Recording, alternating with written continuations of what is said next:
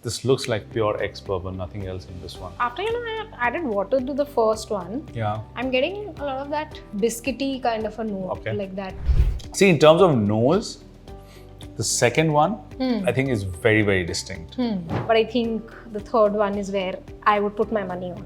So Swati, I see 3 Indian single malts here Yes. from different parts of the country. Yes. And we have 3 glasses. So can you tell me what is it that you're up to in this video? As you all know, blind tastings are the best ways to test our knowledge and also the best way to appreciate whiskies because Right. there is no name tag that you are aware of, right? Yeah. There are 3 Indian single malts, all 3 extremely popular. Okay.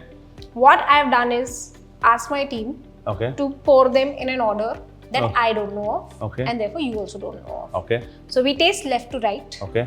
we make our notes, Okay. we rank them Okay. and we try to guess which one is which whiskey. Okay. Got it. I Yeah? think that should be easy given my past track record. Okay, well your past track record hasn't been so great when it comes to blind tastings, just FYI. Okay, I think I'm about to change that. I'm about to set the record straight. Alright. So what we have to do is we go through all of them, Yes. right? And then we rank them, Yes. right? And then we sort of try to guess which one is which. Yes. So I think outright what I can notice is all 3 of them have slightly different shades, Yeah. right? And given, I think we already know the whiskies.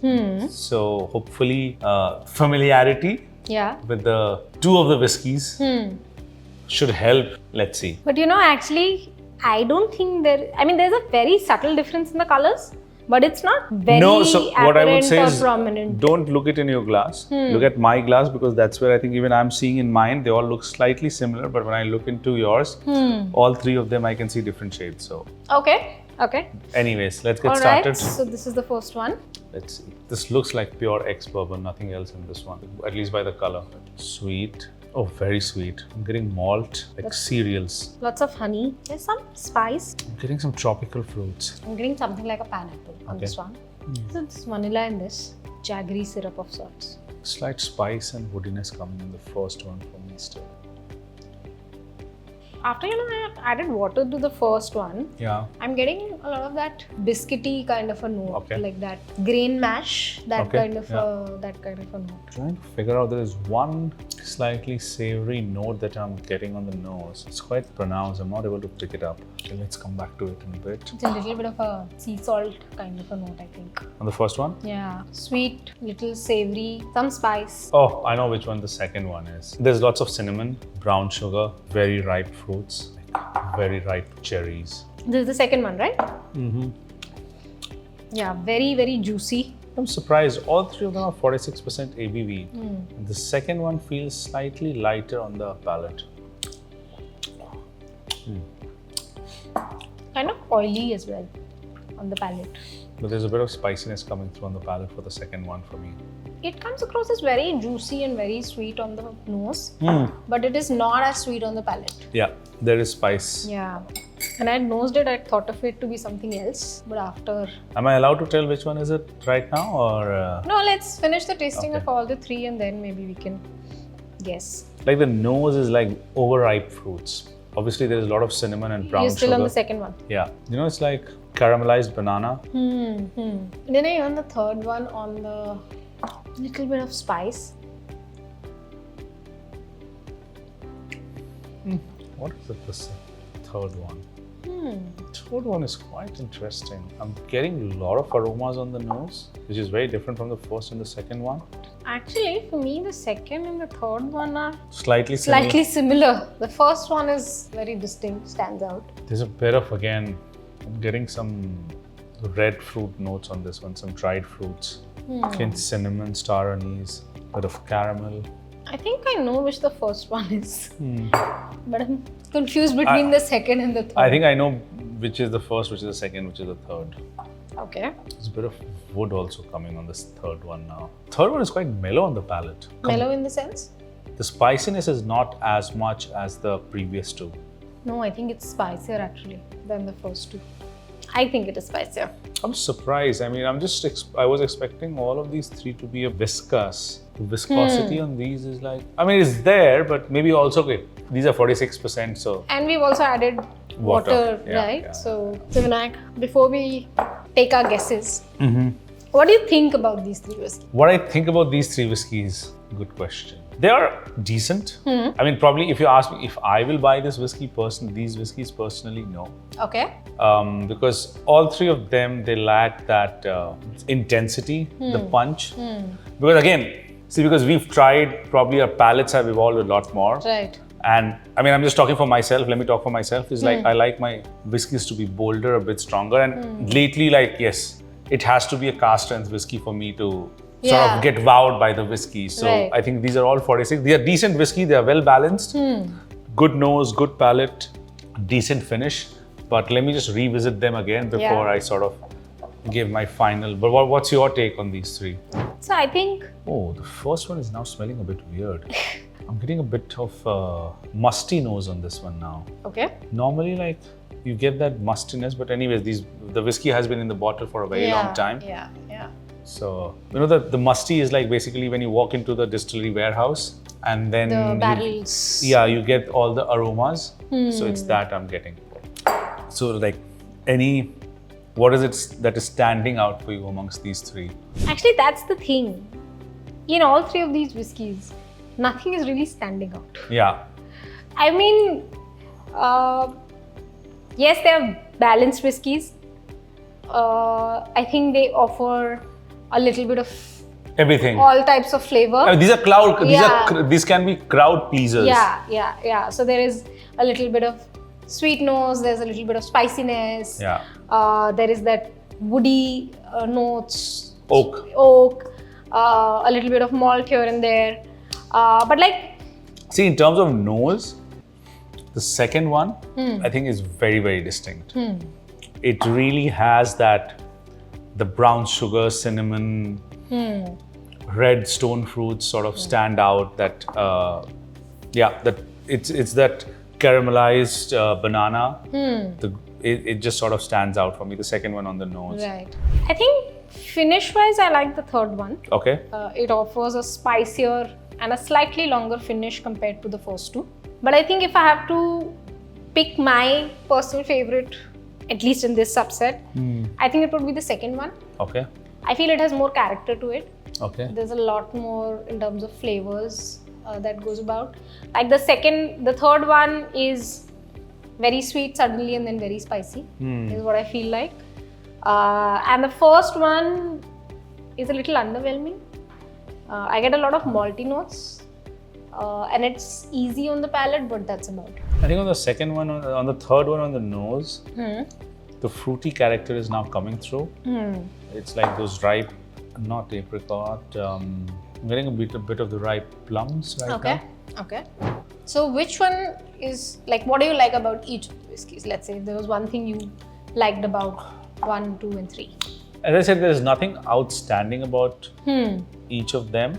It's hard to pick. See, for me, the first one, I'm just trying to pick out what is it that is working for me or not working for me in the first one. I think the first one is a very straightforward whiskey. Yeah. If you don't like sort of too much of the sherry or the, any of those wine cask finishes, I think it can be a standard pour for a lot of people. So I think it's a classic whiskey with that sort of brings out that Indian terroir, or when it comes to like the Indian climate, with that viscosity. Like, had it been same whiskey, had it been Scotch, I wouldn't have expected that sort of a heavier mouthfeel or that sort of viscosity. So I think it's a classic sort of a ex-bourbon with that Indian, with the sort of Indian terroir coming through in terms of the weather or the climate. So for the first one, that. Second one, the nose is quite good. The nose really still shines through. It hasn't, somehow on the palate, it feels a bit lighter. It's sweet, spicy, woody. Trying to figure out on the third one, because every sip on the third one has been slightly different for me. Actually, yeah. It is changing with every sip. Yeah. And also changing with every time you add a little bit of water. Okay, so I think now it's time. We've given each of the whiskeys enough time. Okay. So which one is your pick? Or if you had to rank 1, 2, 3, which one would that be? The third one is the first one? I'm thinking. Okay, you're still thinking and drinking. You know, I'm a bit split between the first and between the second and the third one. Okay. I like the nose on the second one. But in terms of palate and the finish, I think the third one sort of, I lean towards the third one. So yeah, I think. So it's a split. It's a split. So I think I'll put them Together, yeah. I think for me it's the third one. That you like? Yeah, I think in between I was liking the second one, but I think third one, I keep going back to the third one a lot more. I think the second one, the nose is phenomenal. When if I had to just rate it on the nose, I think the second one just. But the third one keeps pulling me back. I keep coming back to the third. Yeah, it has that intrigue. Yeah. So I think I was very tempted with the second one because of the nose. Yeah. But I think the third one is where I would put my money on. So what's not working for you in the first one, or what is working for you for you in the first one? I think it's an easy whiskey, not too complicated. Yeah. If someone just prefers a very quintessential ex-bourbon whiskey, I think it's a very good whiskey. Okay. I think it can be a good introduction for if someone wants to explore Indian single malts. I also think it's a good introduction for someone who's looking to get introduced to whiskeys in general. Because actually, because there is nothing that will put you off. Yes. And actually, even all of these three are at 46%. You don't get that alcohol burn. Yes. Yeah. See, for us again, I mean, for me, it doesn't work because primarily, again, I have a very different, I know what I like in my whiskeys, but it does have certain merits where, if you are someone exploring Indian single malts or single malts in general, I think the first one is a good pick. Yeah. And second probably would be where if you're looking for something, I think the second one definitely has some influence of wine or sherry. Yeah. So if you're looking at how a whiskey sort of, or what flavors a wine cask finish or a sherry cask finish gives to the whiskey, I think it really is coming through in the second one. Yeah. And I think again, the third one, it's simple, but it's complex at the same time. It is something that as your palate gets more nuanced, you would enjoy it more and more. But at the same time, it is not something that has anything that will put you off. No very jarring notes. Nothing screaming for attention. So Chalo. So now you tell me you've already told me the second or the third, and I've also said the third is where I'm leaning towards. So it's 3 and then? I would say 3 and then 1 and then 2. So 3, 1 and 2 for you. Yeah. For me, it's like a tie between the second and the third one. And then first. Yeah. So can you take a guess? I think the first one is Paul John Brilliance. Okay. The second one is the McDowells Triple Cask. Okay. And the third one is Indri. Okay, so for me, the first one is Paul John Brilliance, second is Indri Trini, and third is McDowells. Okay. Can our team tell who's right? First one is this. Yes, I got it right. That I also got right. Okay. So I got all 3 right. All three right. Change. And the third one is this, McDowells. Okay. All 3 right. All 3 right. Wonderful. So, is it, I think Paul John Brilliance, I haven't had it in a while, unpeated, yes. There was no smoke, no peat whatsoever. I think it is only ex-bourbon, I'm not sure. If any. Actually, the reason of keeping all of them unpeated was otherwise peat would have been a very easy give. Right. See, Indri, I guessed it immediately because, it has that cinnamon. For me, Indri has that classic mix of red fruit notes, cinnamon, and cinnamon and brown sugar. For me, that is a standard signature or the signature Indri notes. Right. I was surprised by McDowell's because just even now when I'm nosing it, it's again changed. Actually, both Indri and McDowell's are finished in sherry, wine, and ex-bourbon. No. But McDowell's Virgin Oak. This is Virgin Oak and wine cask. Yeah. So I think that wine influence was kind of where things got colored. But I think here the wine influence is more prominent on the Indri. Yeah. Because again, it's also PX plus wine. Here, I think, and again, because this is virgin oak, and that's why it's spicier. Yeah. Cool. So for a change, not for a change, sorry, I have got whiskey picks right all the time. So that is not true. That is absolutely not true. We have all our blind tasting videos on YouTube, so you guys can go and check. Yes. Who has had a higher hit rate of getting whiskey. Please go and check all the videos and mention in the comments who is better in blind tasting.